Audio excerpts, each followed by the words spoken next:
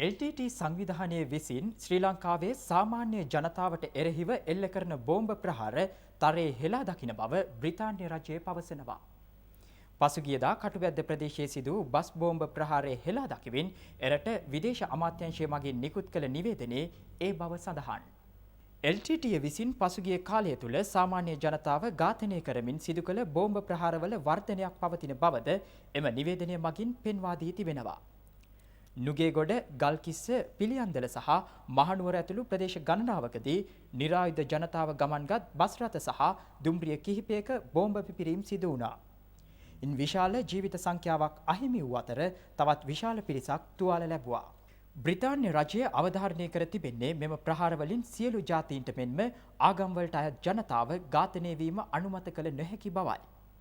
මෙයට සම්බන්ධව සිටින සියලු පාර්ශවයන් සාමාන්‍ය ජනතාවගේ ආරක්ෂාව සම්බන්ධව අවධානය යොමු කළ යුතු බවද එම නිවේදනය මගින් පෙන්වා දී තිබෙනවා. දැන් අපි කෙටි විරාමයක් සඳහා ප්‍රධාන පාලක මැදිරිය සමගින් සම්බන්ධ වෙනවා. ශ්‍රී ලාංකිකයන්ගේ දෛවය වෙනස් කිරීමට ඇයට පැවරී ඇති ව්‍යාපෘති වලින් හැකිය. ඇය බලශක්ති ව්‍යාපෘති බලගැන්වීමට මුදල් ලබා දී ඇත. පවුල් දහස් ගණනකට හිසට සෙවණක් ලබා දී ඇත. උදව් කිරීම උතුම් බව ඇගේ විශ්වාසයයි. නන්නාඳුනන අයගේවත් මුහුණේ සිනාරැල්ලක් නැගනු දැකීම ඇගේ සතුටයි. ඇය සේවය කරන්නේ ඔබේ බැංකුවේ. හැටන් නැෂනල් බැංකුව ඔබේ ප්‍රගතියේ සහකරු.